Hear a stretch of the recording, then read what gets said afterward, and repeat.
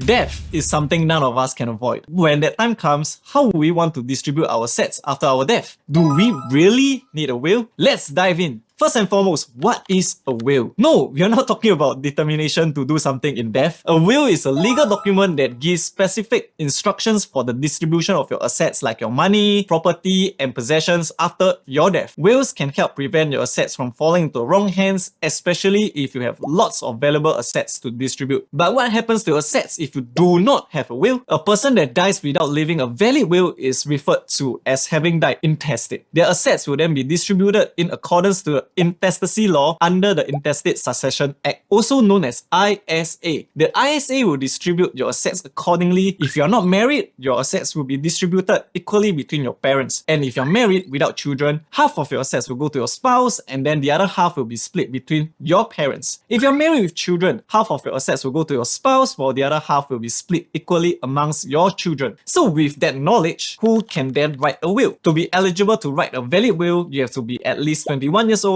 with a sound mind. You also cannot be writing the will out of force or because someone else is taking advantage of you. Muslims can also write a will as long as it's compliant with the Muslim inheritance laws. But I will not be talking about that today. A valid will must be done in writing and not electronically. It must have the testator's signature signed in wet ink at the end. The testator refers to the person making the will. The testator's signature must also be witnessed by at least 2 independent witnesses, and these witnesses must sign on the will in the presence of the testator. But then cannot be included in the will. Definitely, certain things cannot be included in the will are firstly, CPF. If you wish to ensure any funds accrued under a CPF can be inherited, the fund's owner must nominate their beneficiaries separately under the CPF itself. You can actually do this through the CPF board on the government website. Secondly, joint property. If a property is held by joint tenants, if one passes away, the other automatically owns the rest of the property. If that's the case, why are wills even needed? Firstly, wills can override the intestacy law, which would be needed if you have a specific plan on how to distribute your assets and have further conditions to your will. A will lets you decide how your assets will be distributed to the people you choose. For example, a husband may want to give 100% of assets to his wife instead of 50% as stated in the intestacy law. So he writes a will to specify that. A husband might also want to give 35% to each parent, 25% to wife, remainder split among the children. Or perhaps it could be like what you see in K-dramas, where a parent does not want to split their assets equally to their children. They may even specifically want to keep certain assets away from one of their children, possibly due to a fallout. Other cases like unmarried partners, pets, and stepchildren are not entitled to any part of your estate or assets under the ISA. So you can write a will to include them in your asset distribution. Here's a fun fact. Pets are considered personal property, and hence, although you cannot leave money directly to your pet, you are only able to entrust your pet along with a share of your money to an individual to be taken care of. Secondly, a will can let you appoint a guardian to your children or dependents. Married couples can appoint guardians under a will such that in the event that the husband or wife dies, you can appoint a chosen guardian of your choice to take care of your children. Thirdly, wills will be particularly helpful for LGBT couples. LGBT partners will not get any assets under intestacy law and will have to write a will if they want to distribute their assets to their partner. Those who have faced fallout with their parents and no longer want to leave assets to their parents can also choose to do so by stating it in their will. Number 4, wills can be used to decide funeral arrangements. Because normally the family members would not open the will immediately after someone dies, but yes, you can choose to indicate the instructions inside still. The testator can state the kind of funeral arrangements they would like to have. For example, if they would like to have a Buddhist funeral, Christian funeral, or perhaps they would just like their ashes to be scattered in the sea or prefer a burial, so on and so forth. Next, wills can let you donate your assets to charitable organizations after your death. Since the intestacy law passes your assets to your family only, it does not include donating your assets to the charity. Hence, you can use a will to state if you wish to have a part of your estate to be donated to charitable organizations, be it to the Singapore Cancer Society, SPCA, or whatnot. Lastly, you can write a will to choose the executor of your will. The executor is the person whom you choose to be responsible for distributing your assets in accordance with your wishes, ensuring that your beneficiaries beneficiaries receive what they are entitled to. It can be someone like a friend or a loved member. In the scenario that you do not write a will, then you will not have a say in determining who your executor is. The courts would then appoint a personal representative to act as the administrator of your estate. This person could include any surviving family members or loved ones. So you have heard of all the reasons why we need a will, but there are situations when you may not need one after all. Firstly, if you agree to let your assets be distributed in accordance with the intestacy law, then you obviously may not want to have a will. Secondly, if you do not have many high-value personal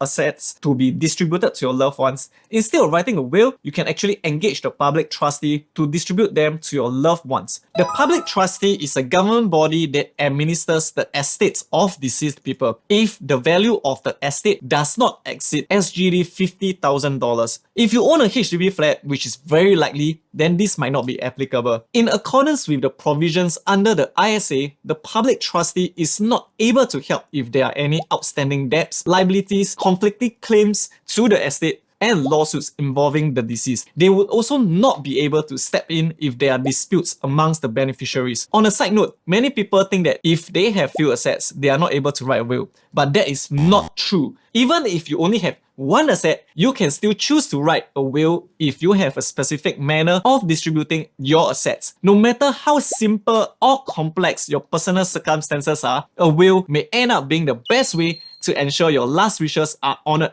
after your death. You may also not need a will if you're getting married soon, because any will you prepare while you were single will be revoked and deemed invalid upon your marriage. After marriage, if you want to distribute your assets in a specific manner that differs from the intestacy law, you would have to rewrite your will. But this choice really depends on you. If you have quite a long way to go before your actual wedding date, you can still choose to write your will in case something happens and touch wood, you unfortunately pass away before you solemnize your marriage. The golden question is, can you then write your will on your own? Writing wills may sound quite intimidating due to its legal aspects. If that's the case, do you actually need a lawyer or can you actually write it on your own? Although you can do up the will yourself, if you're not familiar with the law, for example, the details of the intestacy law, it's always advisable to consult a lawyer as they are familiar and trained in the law and can advise you best on how to assist you with your will. This will ensure that your will is legally valid, especially if the contents of your will are complicated.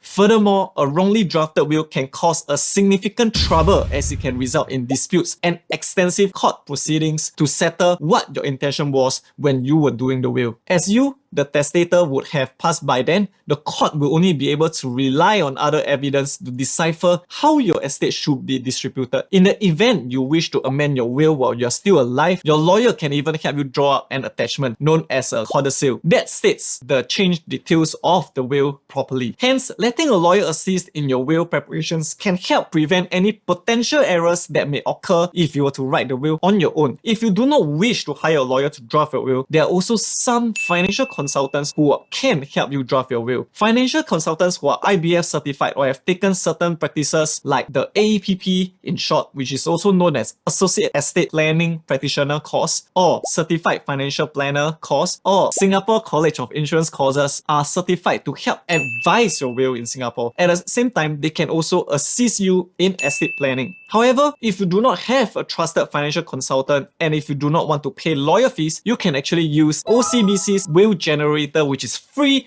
to assist you in writing your will. This generator is completely FOC and will help you to ensure that your will is generated in the legal format. But although the will be legally recognized, there would still be no guidance on the contents of your will. It will not be able to advise you on how to distribute your estate most efficiently. At the end of the day, it may be safer to actually hire a lawyer or engage a certified financial consultant to advise you to draft your will, to be extra sure that your estate distribution is done correctly in the most efficient way. Ultimately, you have the final say about whether you wish to have your assets left to your loved ones in a specific manner or if you wish to let ISA settle the distribution for you. But regardless of whether you have significant assets or not, writing a will is always advisable to ensure clarity and peace of mind for your family and loved ones after your passing. A will would also help prevent misunderstandings or disputes amongst families and can help take care of your loved ones after your passing. By by keeping their best interests at heart. After